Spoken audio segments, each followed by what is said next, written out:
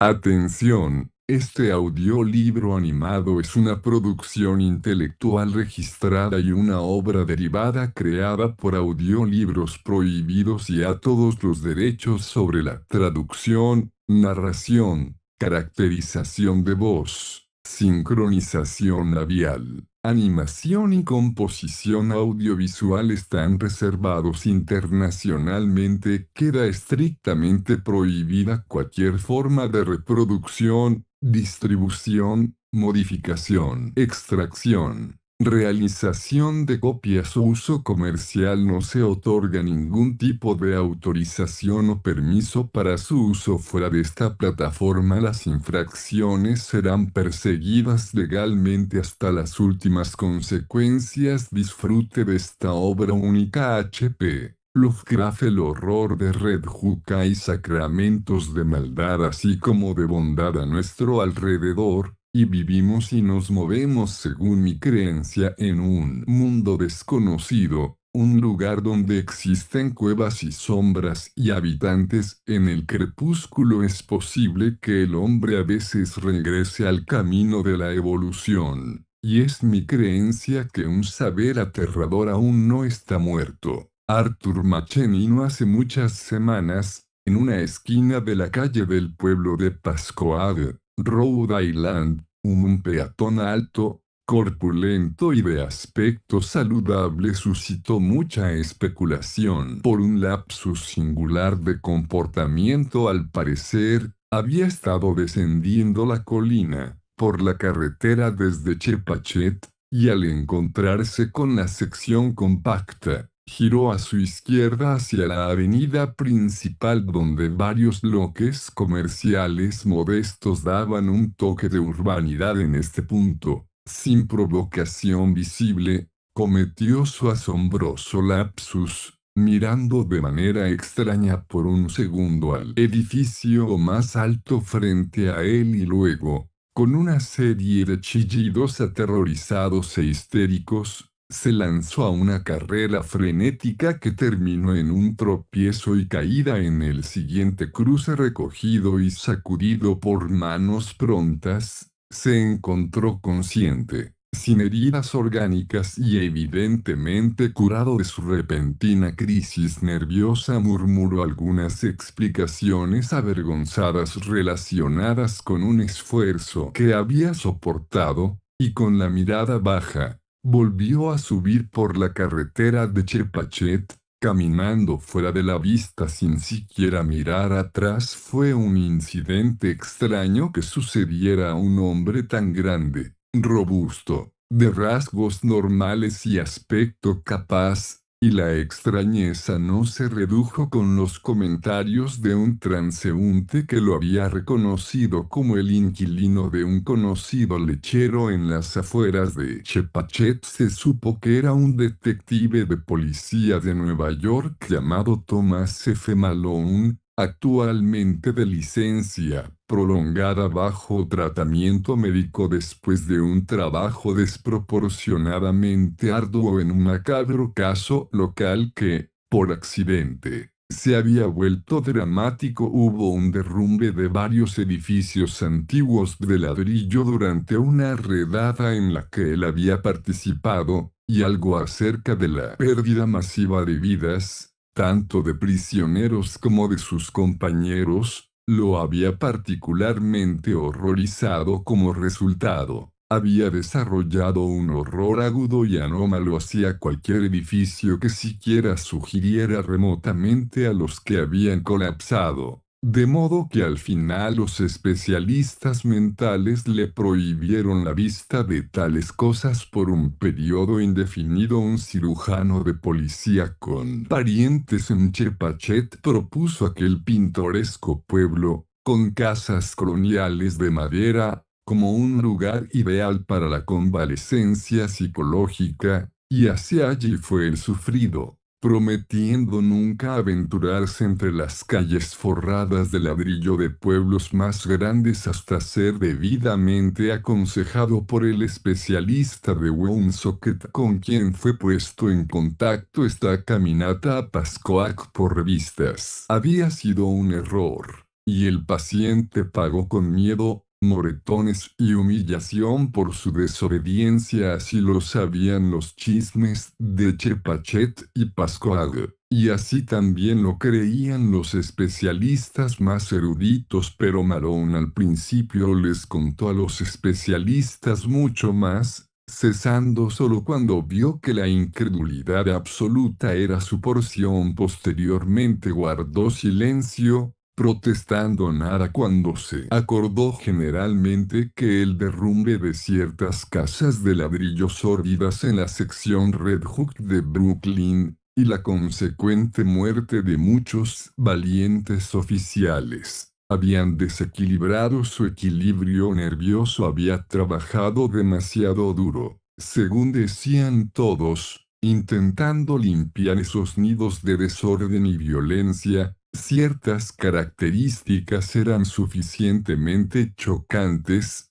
en toda conciencia, y la tragedia inesperada fue la gota que colmó el vaso. Esta fue una explicación simple que todos podían entender, y debido a que Malone no era una persona simple, percibió que mejor dejaba que fuese suficiente insinuar a personas sin imaginación un horror más allá de toda concepción humana, un horror de casas y bloques y ciudades leprosas y cancerosas con maldad arrastrada desde mundos antiguos. Sería simplemente invitar a una selva acolchada en lugar de una rusticación tranquila. Y Malone era un hombre de sentido. A pesar de su misticismo, tenía la visión lejana celta de cosas extrañas y ocultas. Pero el ojo rápido de lógico para lo externamente poco convincente, una amalgama que lo había llevado lejos en los 42 años de su vida, y lo había colocado en lugares extraños para un hombre de la Universidad de Dublín nacido en una villa georgiana cerca de Phoenix Park. Y ahora, mientras revisaba las cosas que había visto, sentido y aprendido, Malone estaba contento de mantener en secreto lo que podía reducir a un luchador intrépido a un neurótico tembloroso, lo que podía convertir a antiguos barrios marginales de ladrillo y mares de rostros oscuros y sutiles en algo de pesadilla y augurio extraño. No sería la primera vez que sus sensaciones se veían forzadas a permanecer sin interpretar. ¿No era acaso su propio acto de sumergirse en el abismo políglota del inframundo de Nueva York una rareza más allá de una explicación sensata, que podría contar él a los prosaicos sobre las antiguas brujerías y maravillas grotescas discernibles para ojos sensibles en medio del caldero venenoso donde todos los diversos residuos de eras insalubres mezclan su veneno y perpetúan sus terrores obscenos? Había visto la llamativa llama verde infernal de una maravilla secreta en este descarado, evasivo tumulto de codicia externa y blasfemia interna, y había sonreído suavemente cuando todos los neoyorquinos que conocía se burlaban de su experimento en trabajo policial. Habían sido muy ingeniosos y cínicos, ridiculizando su fantástica búsqueda de misterios inconocibles y asegurándole que en estos días Nueva York no albergaba más que vulgaridad y mezquindad. Uno de ellos le había apostado una suma considerable que él no podría, a pesar de muchas cosas conmovedoras a su favor en la Dublin Review, escribir una historia verdaderamente interesante sobre la vida baja de Nueva York. Y ahora, al mirar atrás, percibió que la ironía cósmica había justificado las palabras del profeta mientras secretamente refutaba su significado frívolo. El horror, como finalmente vislumbrado, no podía hacer una historia, pues como el libro citado por la autoridad alemana de Poe, Erlasst sich nicht lesen, no se permite ser leído. 2 Para Malone, El sentido de misterio latente en la existencia siempre estaba presente en su juventud. Había sentido la belleza oculta y el éxtasis de las cosas, y había sido poeta, pero la pobreza, la tristeza y el exilio habían volcado su mirada hacia direcciones más oscuras, y se había emocionado con las imputaciones de maldad en el mundo que lo rodeaba. La vida diaria para él se había convertido en una fantasmagoría de estudios de sombras macabras, a veces brillando y mirando de manera siniestra con podrida oculta como en el mejor estilo de Aubrey Beardsley,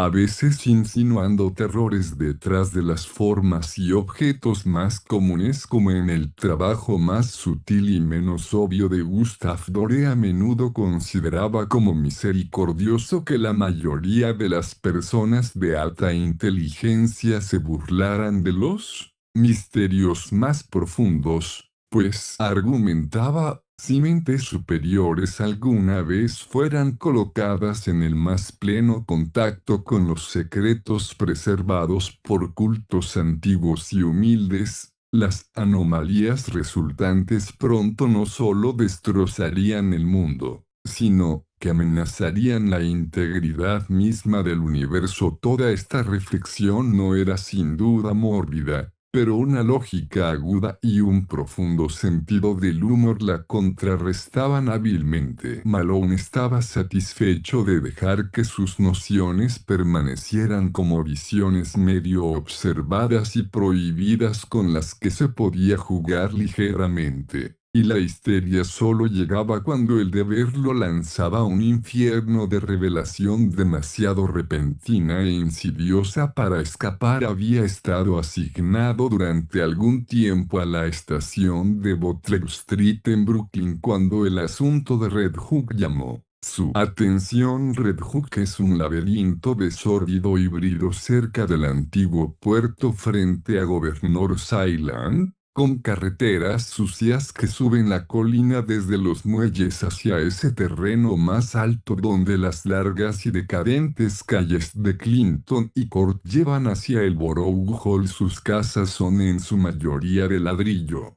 datando del primer cuarto al medio del siglo XIX, y algunos de los callejones y caminos más oscuros tienen ese encantador sabor antiguo que la lectura convencional nos lleva a llamar dickensiano. La población es una maraña y enigma desesperada, elementos sirios, españoles, italianos y negros se impiden entre sí, y fragmentos de cinturones escandinavos y americanos no están lejos. Es una babel de sonido y suciedad, y emite gritos extraños para responder al golpeteo de las olas aceitadas en sus muelles sucios y las monstruosas letanías del órgano de los silbatos del puerto. Aquí hace mucho tiempo habitaba una imagen más brillante, con marineros de mirada clara en las calles inferiores y hogares de gusto y sustancia donde las casas más grandes alinean la colina. Se pueden rastrear los vestigios de esta felicidad anterior en las formas elegantes de los edificios, las ocasionales iglesias gráciles y las evidencias de arte original y fondos en pedazos de detalle. Aquí y allá un tramo de escaleras gastadas, una puerta maltrecha, un par de columnas decorativas podridas o pilastras, o un fragmento de un espacio verde alguna vez con rejas de hierro dobladas y oxidadas. Las casas generalmente están en bloques sólidos, y de vez en cuando surge una cúpula de muchas ventanas para contar de días en que los hogares de capitanes y propietarios de barcos vigilaban el mar de este enredo de putrefacción material y espiritual. Las blasfemias de 100 dialectos asaltan el cielo. Hordas de merodeadores tambalean, gritando y cantando por los callejones y avenidas. Manos furtivas ocasionalmente apagan luces y bajan cortinas. De repente, y rostros morenos y llenos de pecados desaparecen de las ventanas cuando los visitantes avanzan con cuidado. Los policías desprecian el orden o la reforma, y buscan más bien erigir barreras que protejan el mundo exterior de la contagión. El clangor de la patrulla es respondido por una especie de silencio espectral, y los prisioneros que se toman nunca son comunicativos. Las ofensas visibles son tan variadas como los dialectos locales, y abarcan desde el contrabando de ron y extranjeros prohibidos a través de diversas etapas de anarquía y vicio oscuro hasta asesinato y mutilación en sus disímiles más aborrecibles. Que estos asuntos visibles no sean más frecuentes no es mérito del vecindario, a menos que el poder del ocultamiento sea un arte que merezca crédito. Más personas entran a Red Hook de las que lo dejan, o al menos las que lo dejan por el lado terrestre, y aquellos que no son locuaces son los más propensos a irse. Malone encontró en este estado de cosas un leve hedor de secretos más terribles que cualquiera de los pecados denunciados por los ciudadanos y lamentados por sacerdotes y filántropos. Era consciente, como uno que unía imaginación con conocimiento científico, de que las personas modernas en condiciones sin ley tienden inquietantemente a repetir los patrones instintivos más oscuros de la salvajería primitiva semisimiesca en su vida diaria y observancias rituales. Y a menudo había visto con el escalofrío de un antropólogo las procesiones de cánticos y maldiciones de jóvenes, con ojos vidriosos y llenos de molestias, que se enroscaban por las pequeñas horas oscuras de la mañana. Se veían grupos de estos jóvenes incesantemente, a veces en vigilias siniestras en las esquinas de las calles, a veces en puertas tocando de manera espeluznante instrumentos de música baratos, a veces en siestas estuporosas o diálogos indecentes alrededor de mesas de cafetería cerca del Borough Hall, y a veces conversando en susurros alrededor de taxis sórdidos detenidos en los altos escalones de casas antiguas y desmoronadas con persianas cerradas. Lo enfriaban y fascinaban más de lo que se atrevía a confesar a sus asociados en la fuerza, pues parecía haber en ellos algún hilo monstruoso de continuidad secreta, algún patrón diabólico, críptico y antiguo, completamente más allá y por debajo de la sórdida masa de hechos y hábitos y lugares listados con tal cuidado técnico por la policía. Debían ser,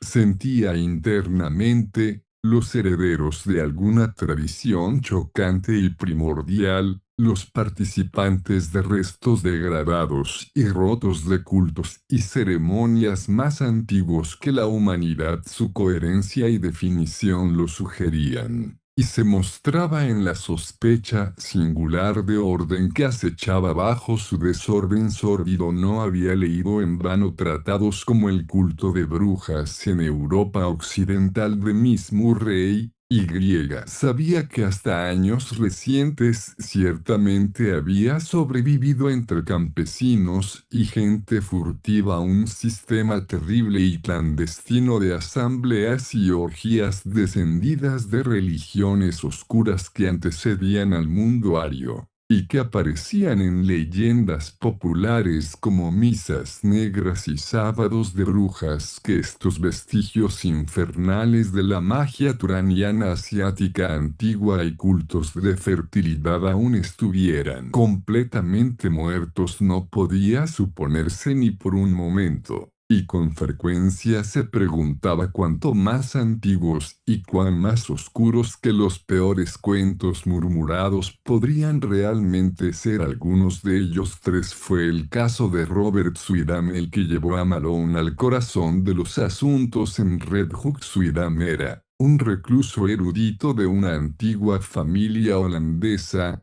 poseedor originalmente de medios apenas independientes, y habitante de la espaciosa, pero mal conservada mansión que su abuelo había construido en Flatbush cuando ese pueblo era poco más que un agradable grupo de cabañas coloniales que rodeaban la iglesia reformada con su campanario y cubierta de hiedra, y su patio, con lápidas neerlandesas rodeadas de rejas de hierro. En esta casa solitaria, retirada de Martens Street en medio de un patio de árboles venerables, Suidam había leído y reflexionado durante unas 6 décadas, excepto por un periodo de una generación antes, cuando navegó hacia el viejo mundo y permaneció allí fuera de la vista durante 8 años. No podía permitirse sirvientes y admitía a pocos visitantes en su absoluta soledad, evitando amistades cercanas y recibiendo a sus raros conocidos en una de las 3 habitaciones de la planta baja que mantenía en orden. Una vasta biblioteca de techos altos cuyas paredes estaban solidadamente llenas de libros raídos de aspecto ponderoso, arcaico y vagamente repulsivo. El crecimiento de la ciudad y su absorción final en el distrito de Brooklyn no significaron nada para Suidam, y llegó a significar cada vez menos para el pueblo. Las personas mayores aún lo señalaban en las calles, pero para la mayoría de la población reciente, él no era más que un viejo extraño y corpulento, cuyos cabellos blancos desaliñados, barba incipiente, ropas negras brillantes y bastón de cabeza dorada le valían una mirada divertida, y nada más. Malone no lo conocía de vista hasta que el deber lo llamó al caso, pero había oído hablar de él indirectamente como una verdadera autoridad profunda en supersticiones medievales, y una vez había pensado de manera ociosa en buscar un panfleto descatalogado suyo sobre la cábala y la leyenda de Fausto, que un amigo había citado de memoria. Suidam se convirtió en un caso cuando sus parientes lejanos y únicos buscaron pronunciamientos judiciales sobre su cordura. Su acción pareció repentina para el mundo exterior, pero en realidad se emprendió solo después de una prolongada observación, y un doloroso debate se basó en ciertos cambios extraños en su habla y hábitos, referencias salvajes a maravillas inminentes y apariciones inexplicables en barrios disreputados de Brooklyn. Había ido encaliéndose año tras año, y ahora deambulaba como un verdadero mendicante, visto ocasionalmente por amigos humillados en estaciones de metro, o merodeando en los bancos alrededor del Borough Hall en conversación con grupos de extraños morenos y de aspecto maligno. Cuando hablaba, era para balbucear sobre poderes ilimitados, casi al alcance de su mano,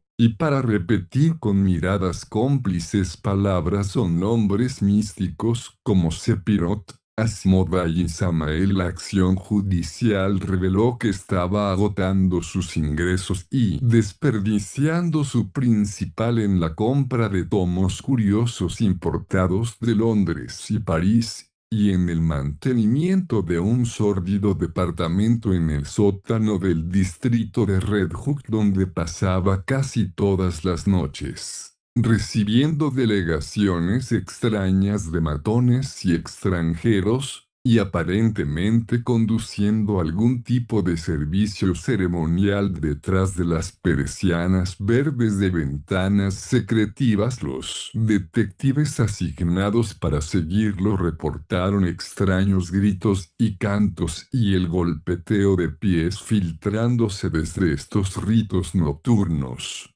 y se estremecieron ante su peculiar éxtasis y abandono. A pesar de la comunidad de orgías extrañas en esa sección saturada, sin embargo, cuando el asunto llegó a una audiencia, Suidam logró preservar su libertad ante el juez, Su manera se volvió urbana y razonable y admitió libremente la rareza de su comportamiento y el extravagante uso del lenguaje en el que había caído por una devoción excesiva al estudio y la investigación. Dijo que estaba comprometido en la investigación de ciertos detalles de la tradición europea que requerían el contacto más cercano con grupos extranjeros y sus canciones y danzas folclóricas. La noción de que alguna sociedad secreta baja lo estuviera acechando, como insinuaron sus parientes, era obviamente absurda, y mostraba cuán lamentablemente limitada era su comprensión de él y de su trabajo. Triunfando con sus calmadas explicaciones, se le permitió partir sin impedimentos, y los detectives pagados de los Widams, Corlears y Van Bruns fueron retirados con resignada disgusto. Fue aquí donde una alianza de inspectores federales y policías, Malone con ellos, entró en el caso. La ley había observado la acción de Swidam con interés, y en muchas ocasiones había sido llamada para ayudar a los detectives privados en este trabajo. Se descubrió que los nuevos asociados de Swidam estaban entre los criminales más negros y viciosos de los callejones tortuosos de Red Hook, y que al menos un tercio de ellos eran delincuentes conocidos y reincidentes en materia de robo, desorden e importación de inmigrantes ilegales. De hecho, no sería exagerado decir que el círculo particular del viejo erudito coincidía casi perfectamente con lo peor de las cliques organizadas que desembarcaban ciertos residuos asiáticos innombrables y no clasificados, sabiamente devueltos por Ellis Island en los abarrotados barrios de Parker Place, ya renombrados, donde Swidam tenía su departamento en el sótano. Había crecido una colonia muy inusual de personas de ojos rasgados no clasificadas que usaban el alfabeto árabe, pero eran elocuentemente repudiadas por la gran masa de sirios en y alrededor de Atlantic Avenue. Todos podrían haber sido deportados por falta de credenciales, pero el legalismo es lento, y uno no perturba Red Hook a menos que la publicidad lo obligue. Estas criaturas asistían a una iglesia de piedra desmoronada, usaban los miércoles como salón de baile, que alzaba sus contrafuertes góticos cerca de la parte más vil del puerto. Nominalmente era católica, pero los sacerdotes de todo Brooklyn negaban al lugar toda reputación y autenticidad, y los policías estaban de acuerdo con ellos cuando escuchaban los ruidos que emitía por la noche. Malone solía imaginar que escuchaba terribles notas graves de órgano oculto muy bajo tierra cuando la iglesia estaba vacía y sin luces, mientras todos los observadores temían los chillidos y los tambores que acompañaban los servicios visibles. Swidam, cuando fue interrogado, dijo que pensaba que el ritual era algún remanente del cristianismo nestoriano teñido con el chamanismo del Tíbet. La mayoría de las personas, conjeturó, eran de raza mongoloide, originarias de algún lugar en o cerca de Kurdistán, y Malone no pudo evitar recordar que Kurdistán es la tierra de los yezidíes, los últimos sobrevivientes de los adoradores del diablo persa. Como quiera que fuera,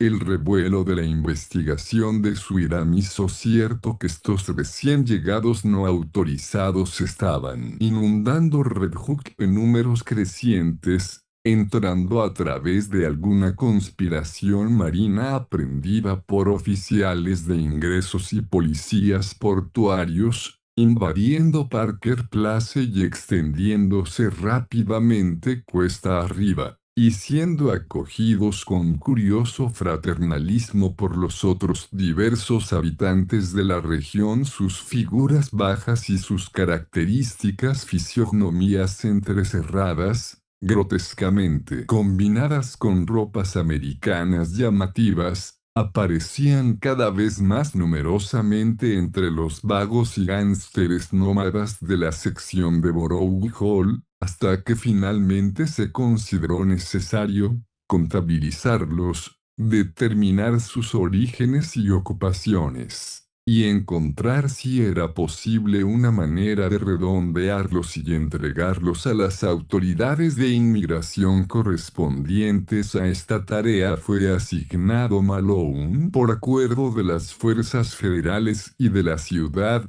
y al comenzar su recorrido por Red Hook se sintió al borde de terrores innombrables. Con la figura encaliada y desaliñada de Robert Sweetan como archidiablo y adversario y los métodos policiales son variados e ingeniosos, Malone, a través de paseos discretos, conversaciones casuales cuidadosamente manejadas, ofertas bien programadas de licor de bolsillo y diálogos juiciosos con prisioneros asustados, aprendió muchos hechos aislados sobre el movimiento, cuyo aspecto se había vuelto tan amenazante. Los recién llegados eran de hecho kurdos, pero de un dialecto oscuro y desconcertante para la filología exacta. Muchos de ellos que trabajaban vivían principalmente como marineros de muelle y vendedores ambulantes sin licencia, aunque con frecuencia servían en restaurantes griegos y atendían kioscos de periódicos en las esquinas. Sin embargo,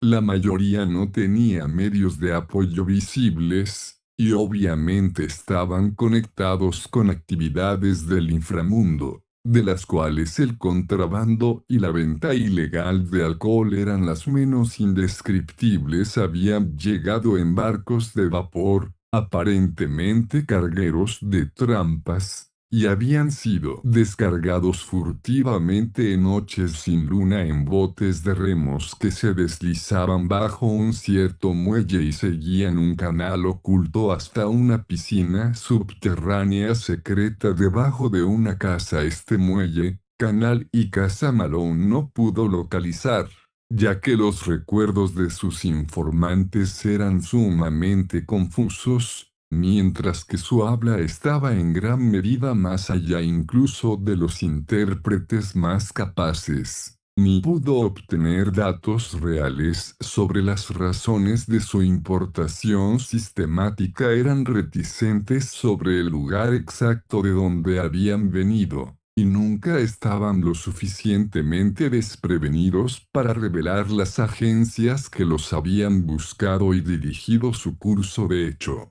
desarrollaban algo parecido a un miedo agudo cuando se les preguntaba la razón de su presencia. Los gánsteres de otras razas eran igualmente taciturnos, y lo más que se pudo recopilar fue que algún dios o gran sacerdocio les había prometido poderes inauditos y glorias sobrenaturales y dominios en una tierra extraña. La asistencia tanto de los recién llegados como de los viejos gánsteres a las reuniones nocturnas fuertemente vigiladas de Sweetan era muy regular, y la policía pronto supo que el recluso antes solitario había alquilado departamentos adicionales para acomodar a los huéspedes que conocían su contraseña, finalmente ocupando 3 casas enteras y albergando permanentemente a muchos de sus extraños compañeros. Ahora pasaba muy poco tiempo en su hogar de Flatbush,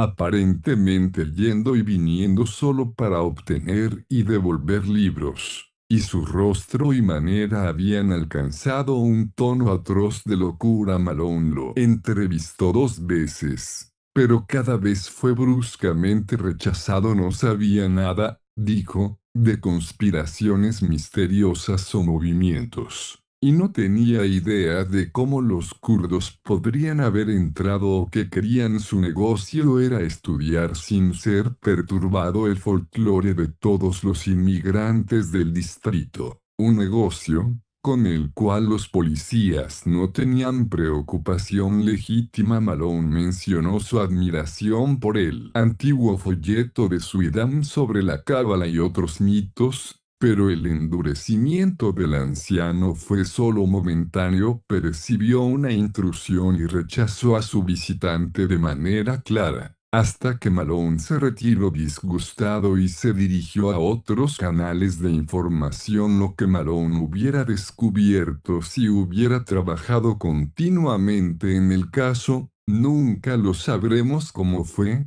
un estúpido conflicto entre la autoridad de la ciudad y la federal suspendió la investigación durante varios meses, durante los cuales el detective estuvo ocupado con otras asignaciones, pero en ningún momento perdió el interés, ni dejó de asombrarse de lo que comenzó a sucederle a Robert Sweetback justo en el momento en que una ola de secuestros y desapariciones difundía su emoción por Nueva York. El erudito desaliñado emprendió una metamorfosis tan sorprendente como absurda. Un día fue visto cerca del Borough Hall con el rostro afeitado, el cabello bien recortado y un atuendo impecablemente elegante. Y cada día siguiente se notaba alguna mejora oscura en él. Mantuvo su nueva esmerada pulcritud sin interrupción, añadió un brillo inusitado a sus ojos y una nitidez en el habla, y comenzó poco a poco a desprenderse de la corpulencia que lo había deformado durante tanto tiempo. Ahora, frecuentemente tomado por menor de su edad,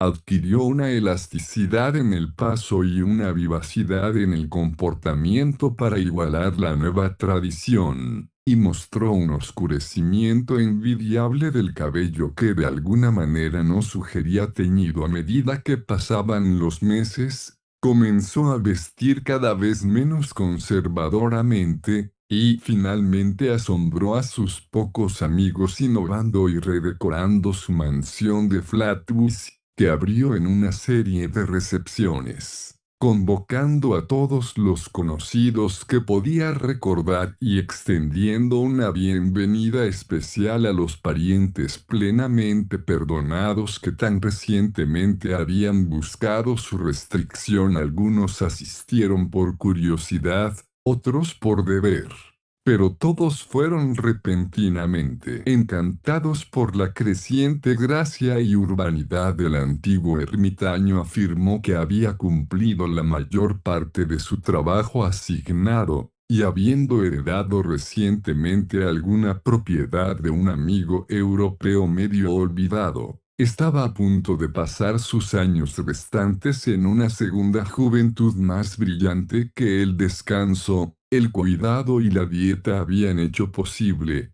Para él lo veían cada vez menos en Red Hook, y se movía cada vez más en la sociedad en la que había nacido. Los policías notaron una tendencia de los gánsteres a congregarse en la vieja iglesia de piedra y salón de baile en lugar de en el departamento del sótano en Parker Place, aunque este último y sus anexos recientes aún desbordaban de vida nociva. Entonces ocurrieron dos incidentes suficientemente separados, pero ambos de intenso interés en el caso. Tal como Malone lo concebía. Uno fue un anuncio tranquilo en el Eagle del compromiso de Robert Sweetback con la señorita Cornelia Gerritsen de Bayside, una joven de excelente posición, y relacionada lejanamente con el anciano futuro novio, mientras que el otro fue una redada en la iglesia salón de baile por la policía de la ciudad, después de un informe de que el rostro de un niño secuestrado había sido visto por un segundo en una de las ventanas del sótano. Malone participó en esta redada y estudió el lugar con mucho cuidado. Cuando entró no se encontró nada. De hecho, El edificio estaba completamente desierto cuando lo visitaron, pero el celta sensible fue vagamente perturbado por muchas cosas. Sobre el interior había paneles pintados de manera tosca que no le gustaron, paneles que representaban rostros sagrados con expresiones peculiarmente mundanas y sardónicas, y que ocasionalmente tomaban libertades que ni siquiera el sentido común de un laico podría soportar. Además, no le agradó la inscripción griega en la pared sobre el púlpito, una antigua invocación que una vez encontró en sus días universitarios en Dublín, y que decía, traducida literalmente: «Oh amigo y compañero de la noche, tú que te regocijas en el aullido de los perros y la sangre derramada, que vagas en medio de las sombras entre las tumbas, que anhelas sangre y traes terror a los mortales, Gorgo, Mormo, luna milfacética, mira favorablemente nuestros sacrificios». Cuando leyó esto, se estremeció y pensó vagamente en las notas graves del órgano agrietado que imaginaba haber escuchado debajo de la iglesia en ciertas noches. Se estremeció de nuevo ante el óxido alrededor del borde de una tina de metal que se encontraba en el altar,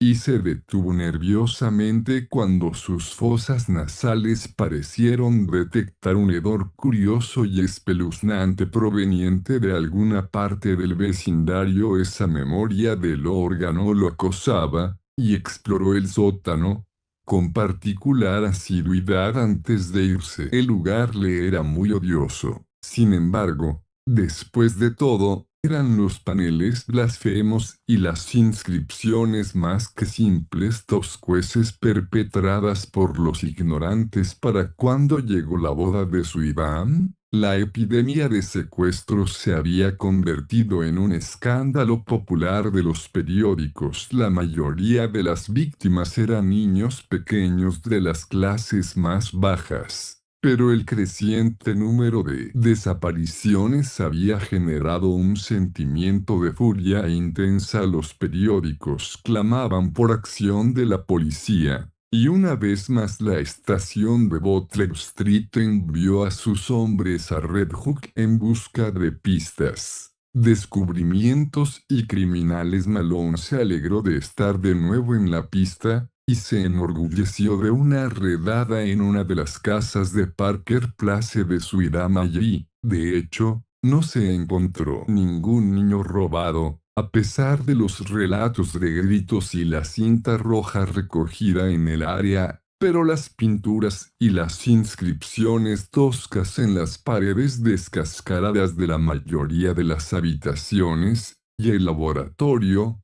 químico primitivo en el ático, ayudaron a convencer al detective de que estaba en la pista de algo tremendo. Las pinturas eran horribles monstruos espantosos de todas las formas y tamaños, y parodias de contornos humanos que no pueden describirse. La escritura estaba en rojo y variaba desde letras árabes hasta griegas, romanas y hebreas. Malone no pudo leer mucho de ello, pero lo que sí descifró era lo suficientemente portentoso y cabalístico. Un lema que se repetía frecuentemente estaba en una especie de griego helenístico hebraizado, y sugería las más terribles evocaciones de la decadencia alexandrina. El Elohim Sotereman Bel Sabaota la tetragrammaton agirosoteos y satanatos y eobabadon alzadium opción mesías. Esereyes, círculos y pentagramas aparecían en cada mano, y contaban indudablemente de las creencias y aspiraciones extrañas de aquellos que habitaban tan sórdidamente aquí en el sótano. Sin embargo,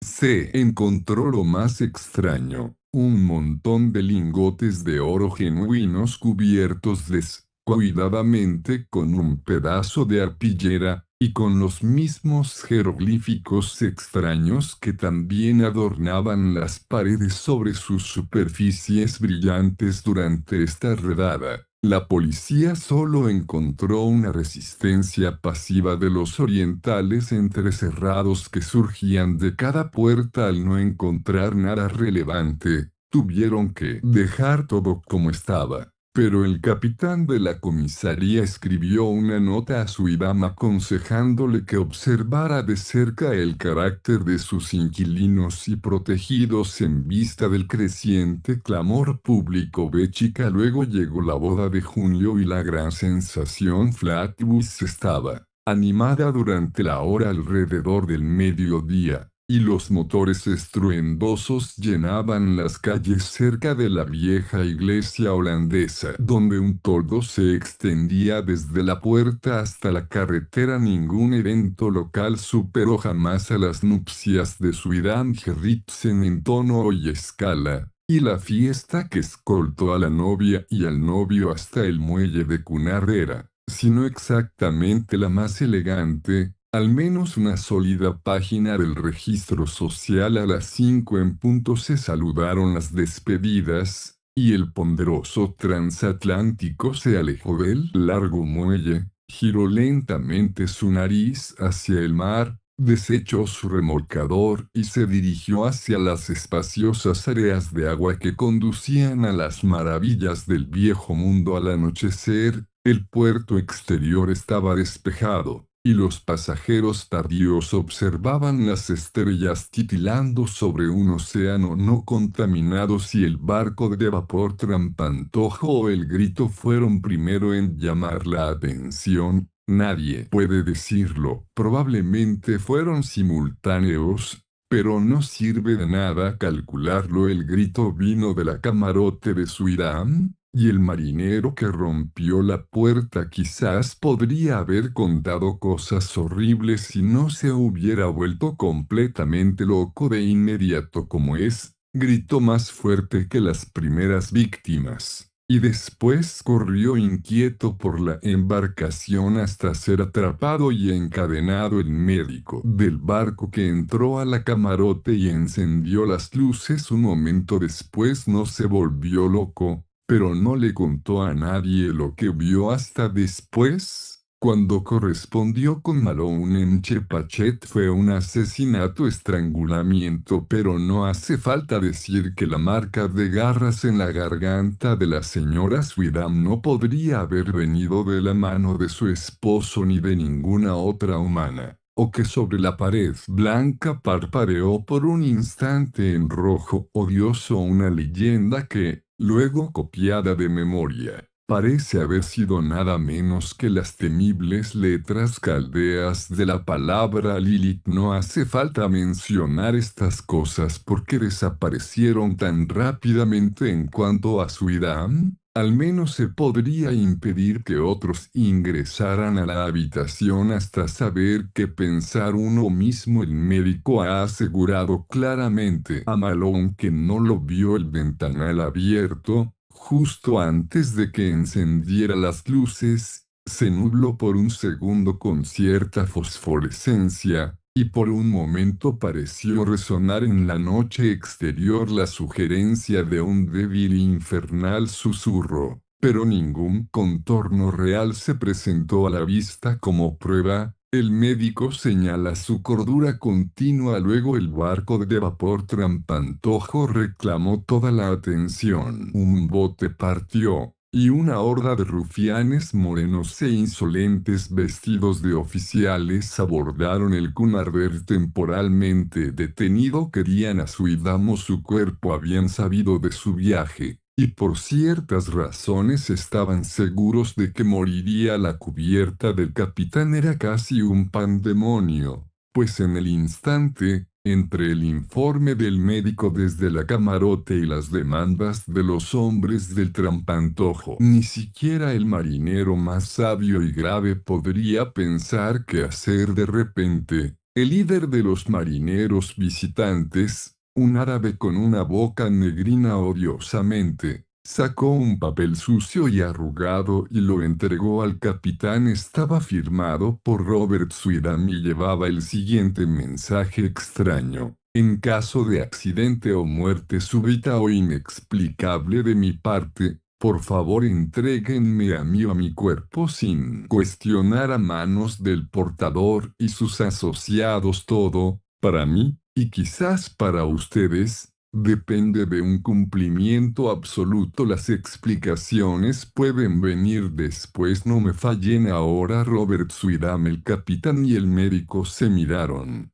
Y este último susurró algo al primero. Finalmente asintieron con cierta impotencia y guiaron el camino hacia la camarote de Swirdam. El médico desvió la mirada del capitán mientras desbloqueaba la puerta y admitía a los extraños marineros. Ni siquiera respiró con facilidad hasta que salieron con su carga después de un periodo de preparación inexplicablemente largo. Estaba envuelto en ropa de cama de las literas, y al médico le alegró que los contornos no fueran muy reveladores. De alguna manera, los hombres lograron cubrir el costado y alejarse hacia su barco de vapor trampantojo sin descubrirlo. El Cunarder volvió a zarpar, y el médico y un tanatólogo del barco buscaron la camarote de Swirdam para realizar los últimos servicios que pudieron. Una vez más,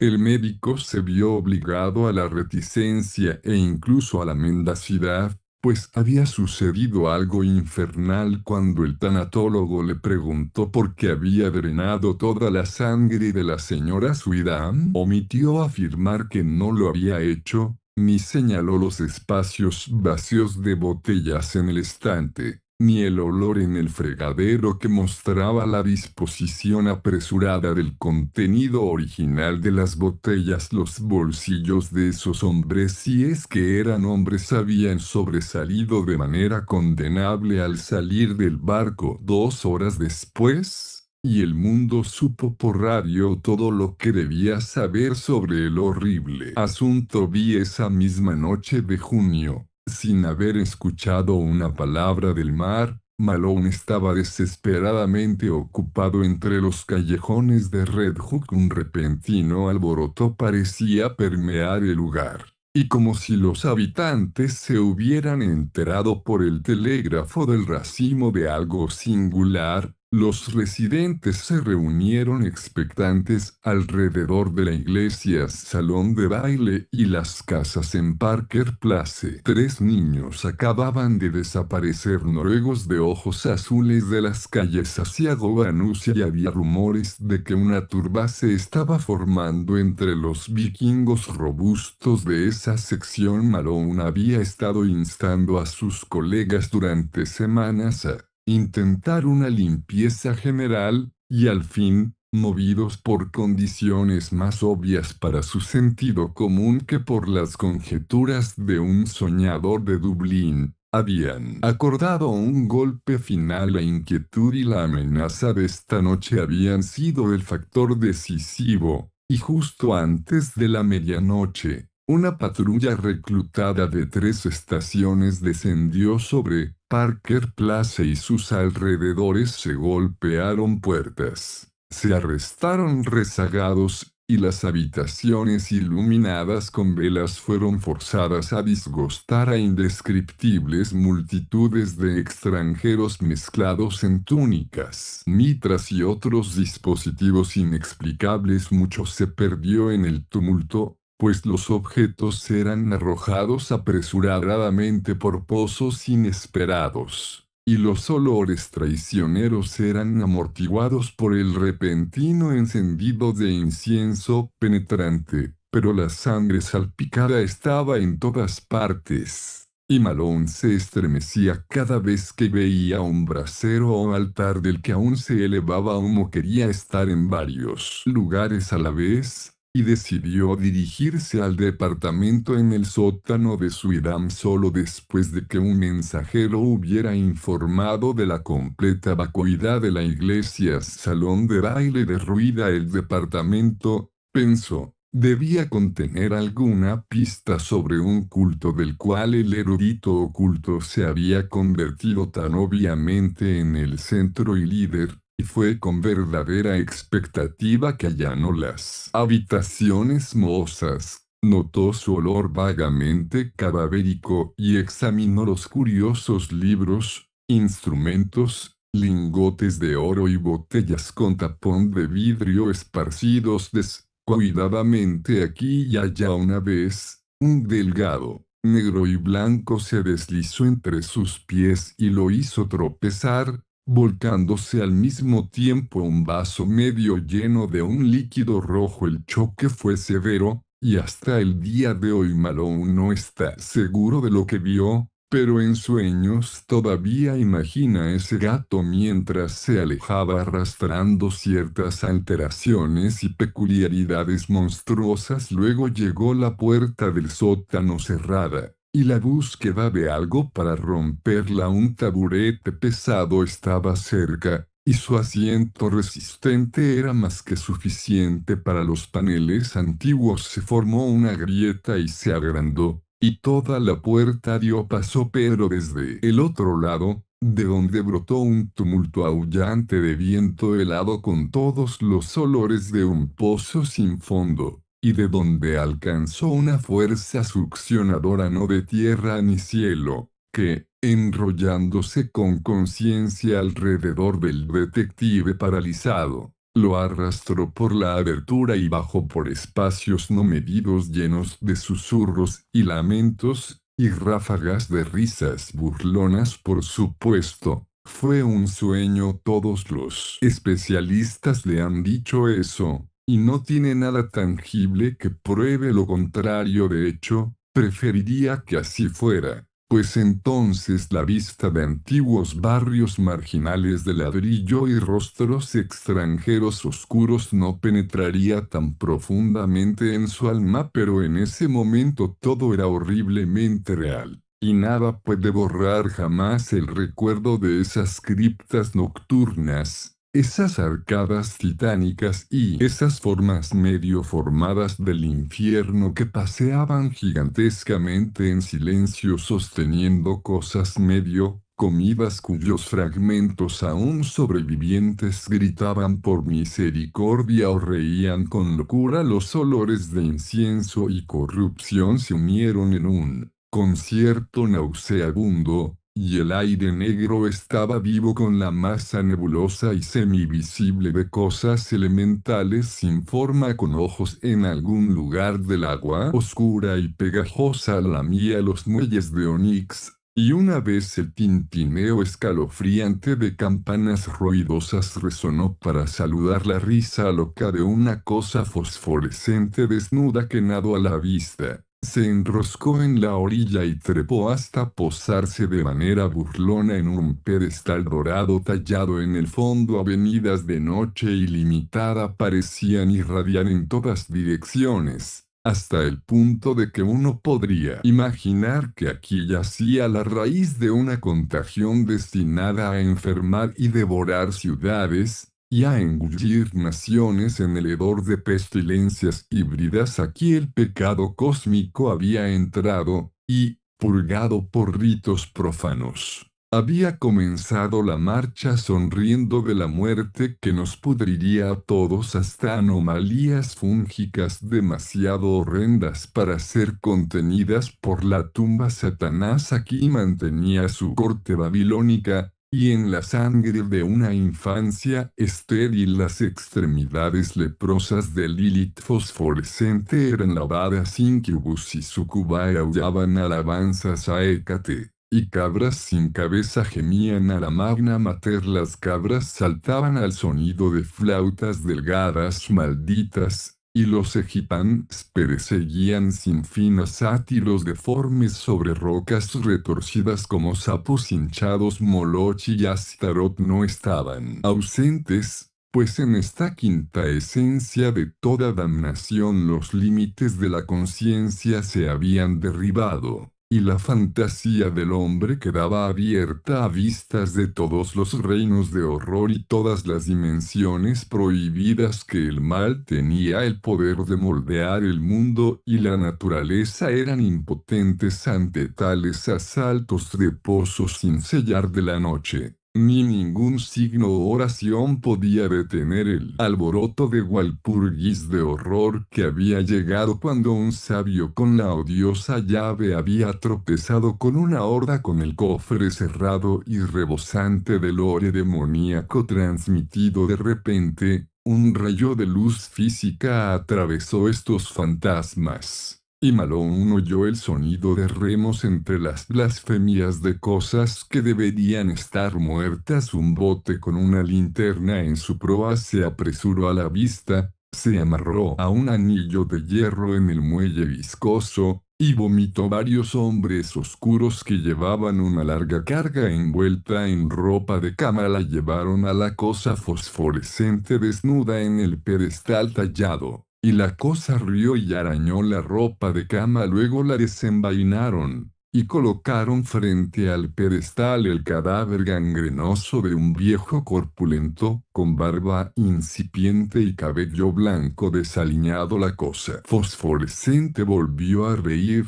y los hombres sacaron botellas de sus bolsillos y ungieron sus pies con rojo, mientras luego le daban las botellas a la cosa para que bebiera. De repente, desde una avenida arcada que se extendía sin fin, llegó el demoníaco traqueteo y silbido de un órgano blasfemo, ahogando y retumbando de las burlas del infierno en un bajo agrietado y sardónico. En un instante, cada entidad en movimiento fue electrificada, y formando de inmediato una procesión ceremonial, la horda de pesadillas se deslizaba en busca del sonido. Cabra, sátiro y egipán, incubus, sucuba y lemur, sapo retorcido y cosas elementales sin forma con ojos liderados por la abominable cosa fosforescente desnuda que se había posado en el trono dorado tallado, y que ahora paseaba insolentemente llevando en sus brazos el cadáver vidrioso del viejo corpulento. Los hombres oscuros corrieron detrás,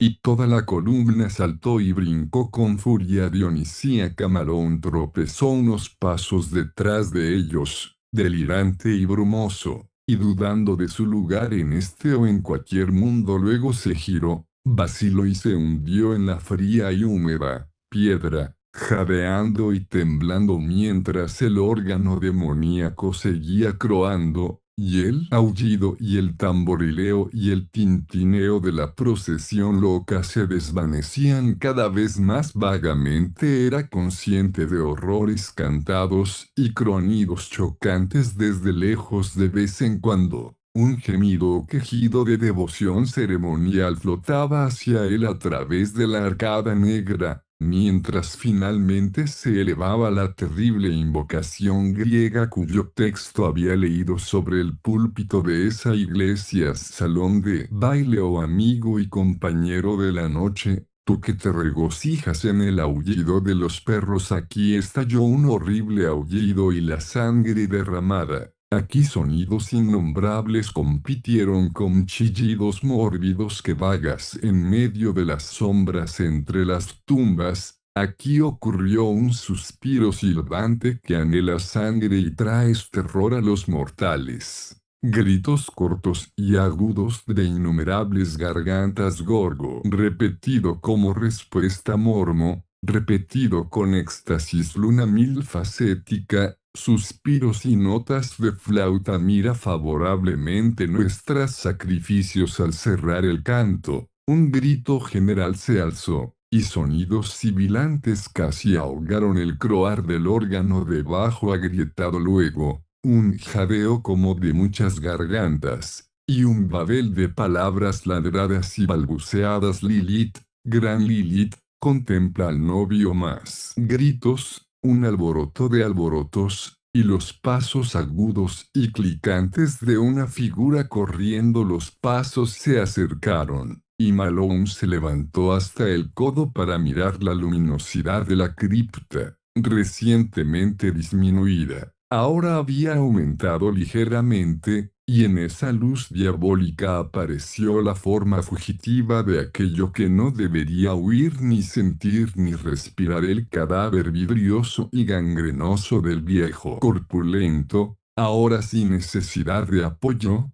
pero animado por alguna hechicería infernal del rito recién cerrado. Después de ello, corrió la cosa fosforescente desnuda que pertenecía al pedestal tallado, y aún más detrás jadeaban los hombres oscuros, y toda la temible tripulación de los hechicerías sentientes y repugnantes. El cadáver estaba alcanzando a sus perseguidores, y parecía determinado en un objeto definitivo, esforzándose con cada músculo podrido hacia el pedestal dorado tallado, cuya importancia necromántica evidentemente era tan grande. Un momento más y había alcanzado su objetivo y su triunfo. El empuje había sido tremendo, pero la fuerza se había mantenido, y mientras el empujador se colapsaba en una mancha lodosa de corrupción, el pedestal que había empujado tambaleó,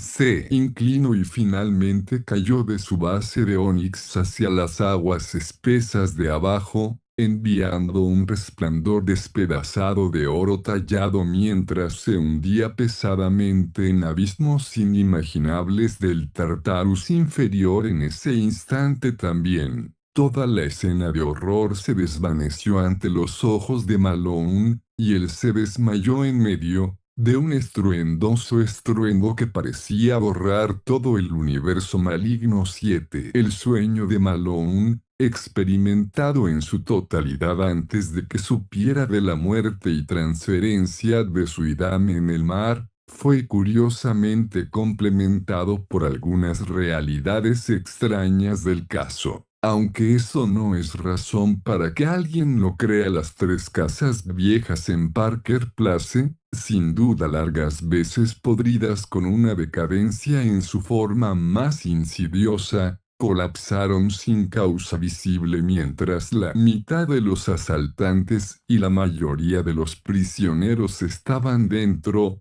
y de ambos, la mayor parte fue asesinada instantáneamente solo en los sótanos, y cada se salvó mucha vida. Y Malone tuvo la suerte de estar profundamente debajo de la casa de Robert Sweetan porque realmente estaba allí. Como nadie está dispuesto a negarlo, encontraron inconsciente al borde de la piscina negra como la noche, con una mezcla grotescamente horrible de descomposición y hueso, identificable a través del trabajo dental como el cuerpo de Sweetan, a unos pocos pies de distancia. El caso era claro, pues era hacia aquí que conducía el canal subterráneo de los contrabandistas, y los hombres que sacaron a Sweetan del barco lo habían llevado a casa. Ellos mismos nunca fueron encontrados, o al menos nunca identificados. Y el médico del barco aún no está satisfecho con las simples certezas de la policía. Evidentemente, Sweetan era un líder en extensas operaciones de contrabando de personas, pues el canal hacia su casa no era más que uno de varios canales subterráneos y túneles. En el vecindario había un túnel desde esta casa hasta una cripta debajo de la iglesia, salón de baile, una cripta accesible desde la iglesia solo a través de un estrecho pasaje secreto en la pared norte, y en cuyas cámaras se descubrieron algunas cosas singulares y terribles. El órgano croante estaba allí, así como una vasta capilla arqueada con bancos de madera y un altar de figura extraña. Las paredes estaban forradas con pequeñas celdas, en 17 de las cuales horribles para relatar. Prisioneros solitarios en un estado de completa idiotez fueron encontrados encadenados, incluyendo 4 madres con infantes de apariencia inquietantemente extraña. Estos infantes murieron poco después de la exposición a la luz,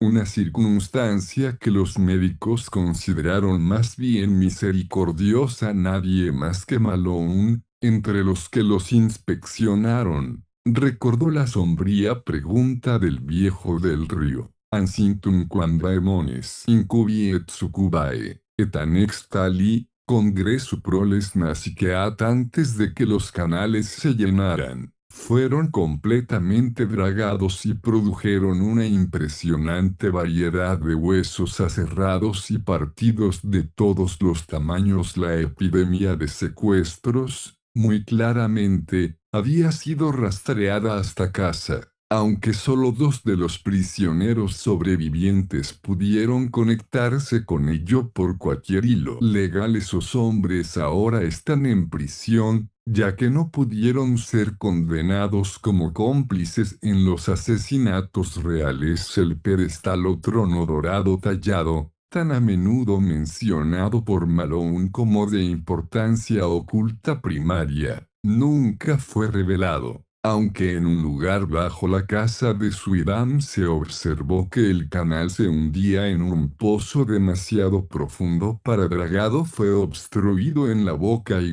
cubierto con cemento cuando se hicieron los sótanos de las casas nuevas, pero Malone a menudo especula sobre lo que yace debajo. La policía, satisfecha de haber destrozado una peligrosa banda de maníacos y contrabandistas de personas, entregó a las autoridades federales a los kurdos no condenados, quienes antes de su deportación fueron concluyentemente encontrados pertenecientes al clan Yazidi de adoradores del diablo. El barco Trampantojo y su tripulación permanecen como un misterio esquivo, aunque los detectives cínicos están una vez más listos para combatir sus operaciones de contrabando y tráfico de ron. Malone piensa que estos detectives muestran una perspectiva tristemente limitada en su falta de asombro ante la miríada de detalles inexplicables y la oscura sugerencia de todo el caso, aunque él es igualmente crítico con los periódicos,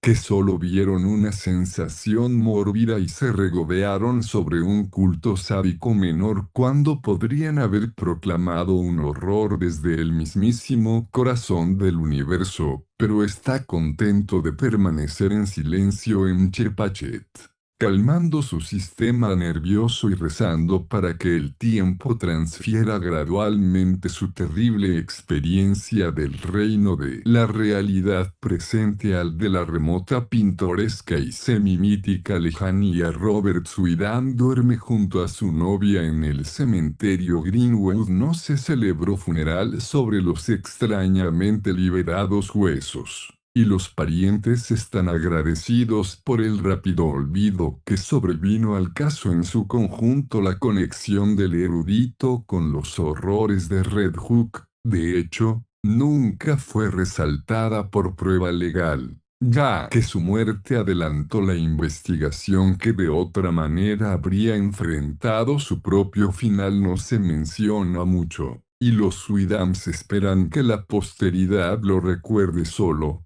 como un amable recluso que se dedicó a la magia inofensiva y al folclore. En cuanto a Redux, siempre es lo mismo. Suidan vino y se fue, un terror se reunió y se desvaneció, pero el espíritu maligno de oscuridad y suciedad sigue acechando entre los mestizos en las viejas casas de ladrillo, y bandas merodeadoras aún desfilan en misiones desconocidas, pasando por ventanas donde luces y rostros retorcidos aparecen y desaparecen inexplicablemente. El horror ancestral es una hidra con 1000 cabezas, y los cultos de oscuridad están arraigados en blasfemias más profundas que el pozo de Demócrito. El alma de la bestia es omnipresente y triunfante, y las legiones de jóvenes, con ojos vidriosos y marcados con molestas pústulas de Red Hook, aún cantan, maldicen y aullan mientras se alinean de abismo en abismo, nadie sabe de dónde o hacia dónde, impulsados por leyes ciegas de la biología que nunca podrán entender. Como en los viejos tiempos, Más personas entran a Red Hook de las que la dejan por el lado terrestre, y ya hay rumores de nuevos canales subterráneos que corren hacia ciertos centros de tráfico de licor y cosas menos mencionables. La iglesia salón de baile ahora es mayormente un salón de baile, y caras extrañas han aparecido de noche en las ventanas recientemente. Un policía expresó la creencia de que la cripta rellenada ha sido excavada de nuevo, y sin un propósito simplemente explicable. ¿Quiénes somos para combatir venenos más antiguos que la historia y la humanidad? Los simios bailaron en Asia a esos horrores.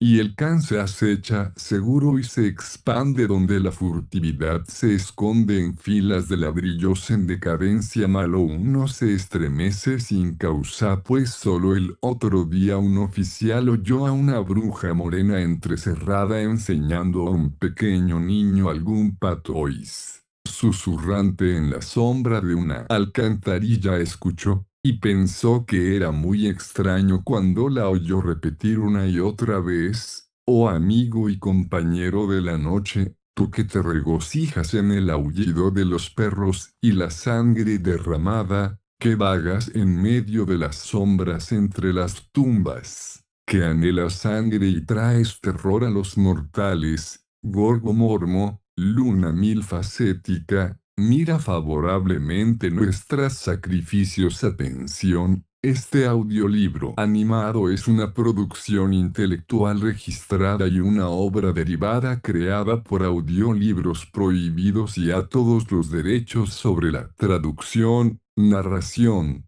caracterización de voz, sincronización labial, animación y composición audiovisual están reservados internacionalmente. Queda estrictamente prohibida cualquier forma de reproducción, distribución, modificación, extracción, realización de copias o uso comercial. No se otorga ningún tipo de autorización o permiso para su uso fuera de esta plataforma. Las infracciones serán perseguidas legalmente hasta las últimas consecuencias. Disfrute de esta obra única.